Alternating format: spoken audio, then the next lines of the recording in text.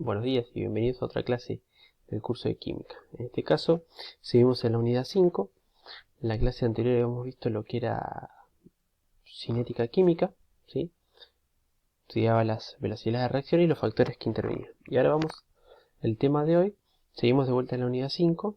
El tema de hoy lo pueden encontrar en el capítulo 15 y vamos a hablar de reacciones químicas reversibles y equilibrio químico.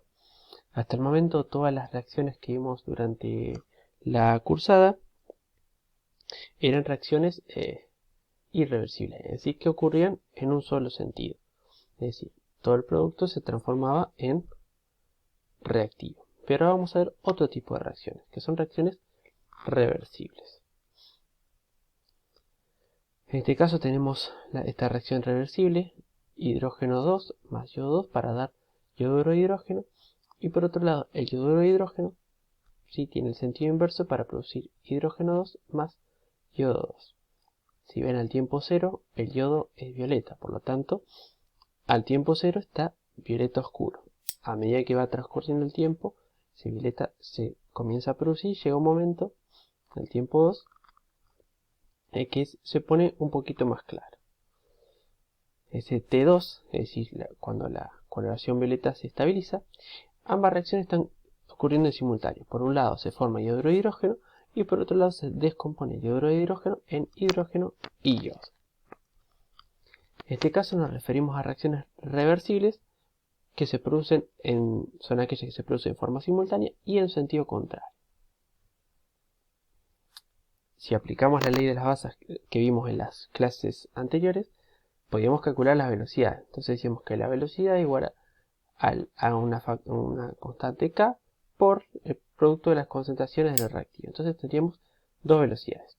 La velocidad que llamamos 1 o de la reacción directa, K1 por hidrógeno 2 por yodo 2, y por otro lado de la reacción indirecta, donde el reactivo ahora pasa a ser lo que era producto en la anterior. B2 igual a K2 por la concentración de yoduro de hidrógeno al cuadrado. ¿Por qué? Porque tenemos un coeficiente 2.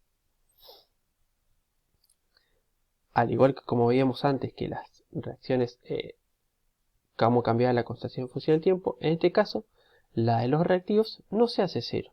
¿Por qué? Porque llega el momento que se alcanza el equilibrio. Va disminuyendo, hasta un cierto punto. Y el caso contrario le pasa al producto. Aumenta hasta un cierto punto. En ese punto se alcanza el equilibrio químico y las concentraciones de productos y reactivos se mantienen constantes. Es en ese momento cuando decimos que se ha alcanzado el estado de equilibrio, cuando la velocidad de la reacción directa igualó a la de la reacción inversa. Entonces, matemáticamente, si se igualan las velocidades, uno puede hacer un tratamiento matemático, ¿sí? Lo único que hacemos es ponemos K, expresamos velocidad 1 y velocidad 2 en función de la concentración y las constantes. Y si dividimos, ¿sí? Pasamos todo, dejamos de lado los reactivos de un lado y las constantes del otro, nos queda a esta expresión, K1 sobre K2 es igual a la concentración de yoduro de hidrógeno al cuadrado dividido la concentración de yodo por la de hidrógeno. Y K1 sobre K2 es lo que se denomina constante de equilibrio y es el cociente dentro de esas dos constantes. Por lo que podemos decir que la concentración de equilibrio es igual al producto de las concentraciones de los productos elevado a su coeficiente dividido el producto de las concentraciones de los reactivos elevado a sus correspondientes coeficientes. Por otra parte, esa constante de equilibrio depende de la temperatura. Y en general, para una reacción de este tipo, uno puede escribir la constante de equilibrio de esa reacción de la siguiente manera. Donde tenemos el producto M elevado a su coeficiente M, el producto N elevado a su coeficiente N, dividido los reactivos elevado a sus correspondientes coeficientes cada uno. Y por otro lado, para un conjunto de condiciones de reacción, la constante de equilibrio es independiente de las concentraciones iniciales de los reactivos y los productos. Bien, ahora vamos a ver qué información nos brinda K o para qué es importante conocer el valor de K. Entonces K nos da la composición del equilibrio a una determinada temperatura. y podemos ver qué valores toma acá. Si K toma valores muy pequeños, por ejemplo 0,01 como el recipiente que está a la izquierda, donde los cuadraditos azules representan al reactivo y los amarillos al producto, decimos que esa reacción está desplazada hacia el lado de los reactivos. ¿Qué pasa cuando K, también la constante de equilibrio la simbolizamos como Kc, en función de la constante de equilibrio en función de las constantes? Es igual a 1. Cuando se iguala a 1, estamos en el estado de equilibrio. Mientras que cuando K es mucho mayor que 1, por ejemplo 100, decimos que la reacción está desplazada hacia el lado de los productos. Bien, y acá algo, un poquito de ejercitación. Si yo tengo esa reacción, yodo 2 más hidrógeno 2, para dar yoduro de hidrógeno. Y lo vamos a hacer acá en el Paint, ¿sí? Dijimos que teníamos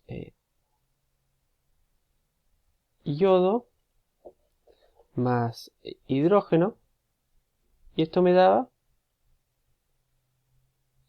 yoduro de hidrógeno.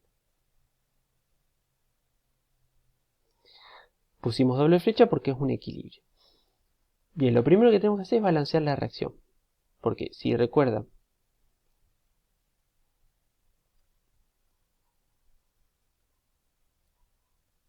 esta expresión, la constante de equilibrio depende de los coeficientes.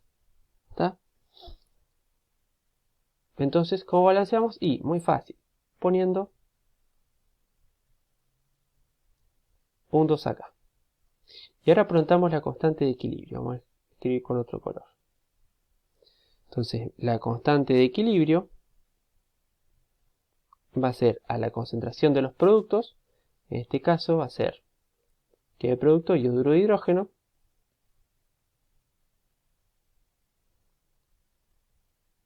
elevado a su coeficiente, dividido, lo hago acá si puedo escribir porque si no, no me da el espacio abajo, la concentración de los reactivos.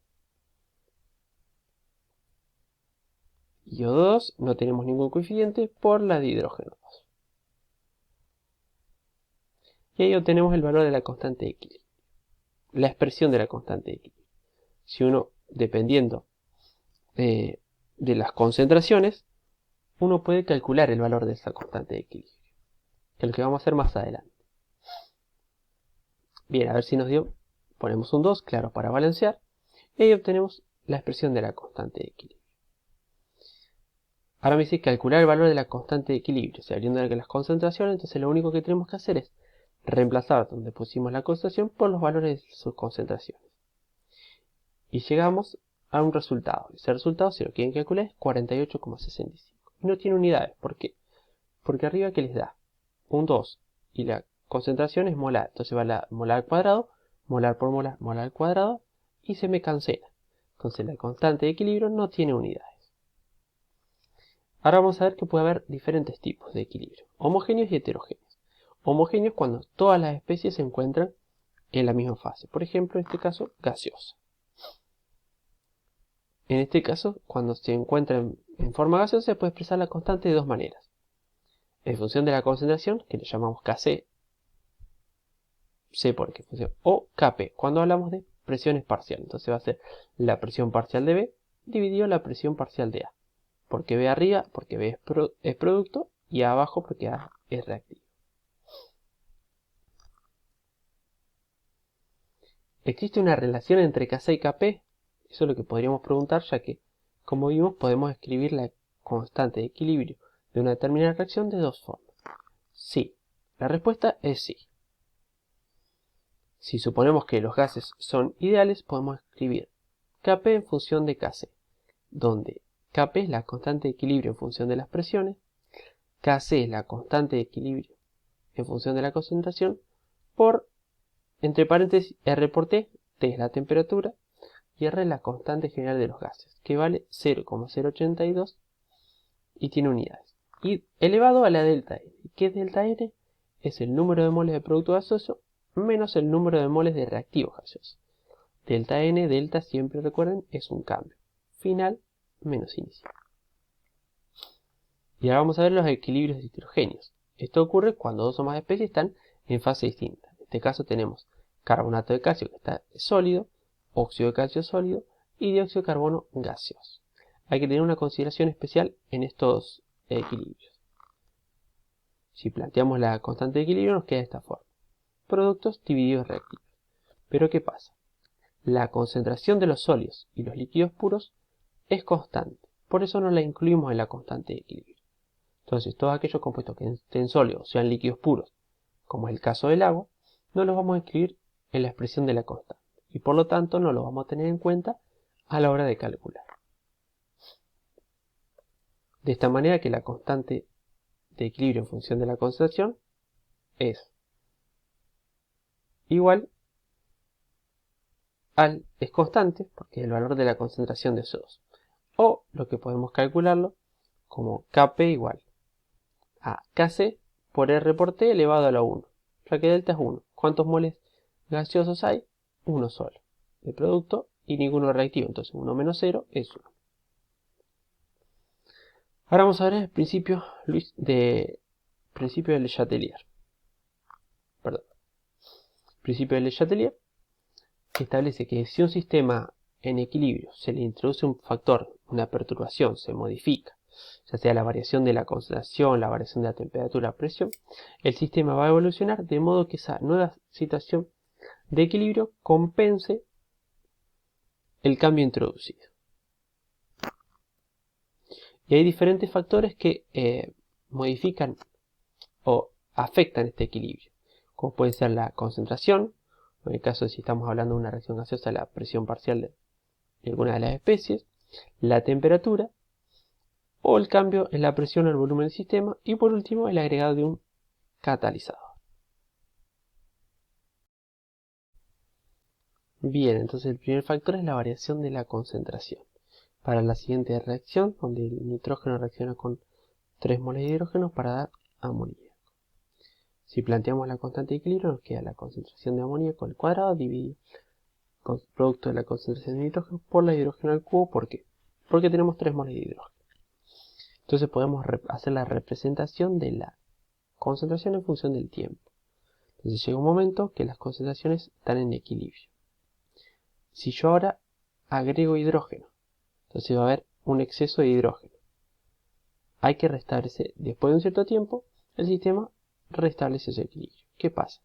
La concentración de hidrógeno disminuye, aumenta el amoníaco y la de nitrógeno disminuye. Entonces decimos que si un sistema de equilibrio le aumentamos la concentración de una sustancia, ya sea de un reactivo o de un producto, el sistema va a reaccionar para consumir parte de la sustancia que se incorporó, ya sea reactivos o el contrario. Por lo tanto, por el contrario, si ahora le disminuimos la concentración, el sistema reaccionará para producir mayor parte de esta sustancia. Y ahora lo vamos a ver eso con un ejemplo. ¿Qué ocurre si agregamos hidrógeno al sistema en equilibrio? Tenemos la misma reacción y ahora agregamos hidrógeno. ¿Qué pasa? Aumenta la concentración de hidrógeno, luego disminuye. Aumenta el amoníaco y el de nitrógeno también disminuye. Entonces, al agregar hidrógeno, ocasionamos que el sistema se desplace de tal forma de reducir ese exceso, esa concentración de exceso de hidrógeno, y este cambio, de la única manera que puede ocurrir, es consumir ese hidrógeno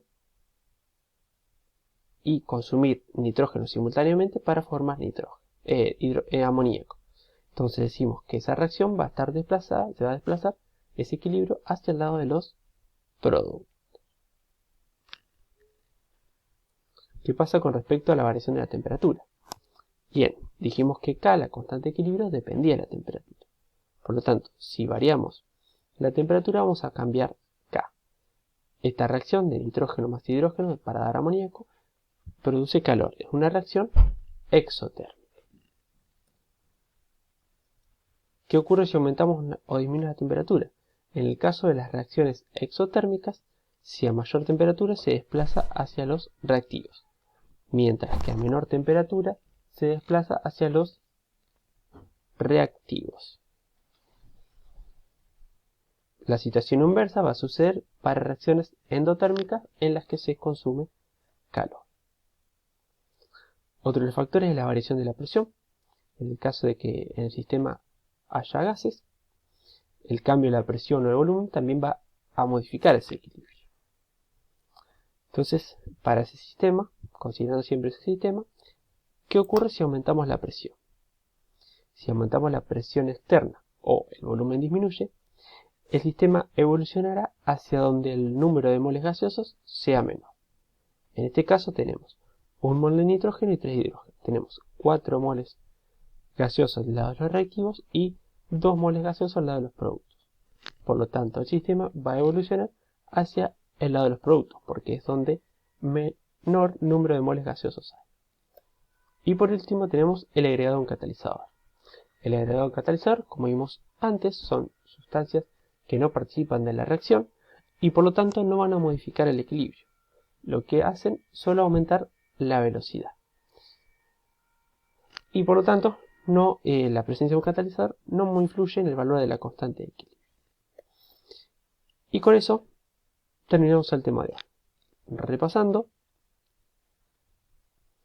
vimos lo que eran reacciones reversibles. Pudimos evaluar la constante de equilibrio, escribimos su expresión. Vimos qué información nos brinda, que eso es importante. Por otro lado, vimos los diferentes tipos de equilibrios, homogéneos y heterogéneos, y vimos el principio de Le Chatelier y las variables que lo pueden afectar.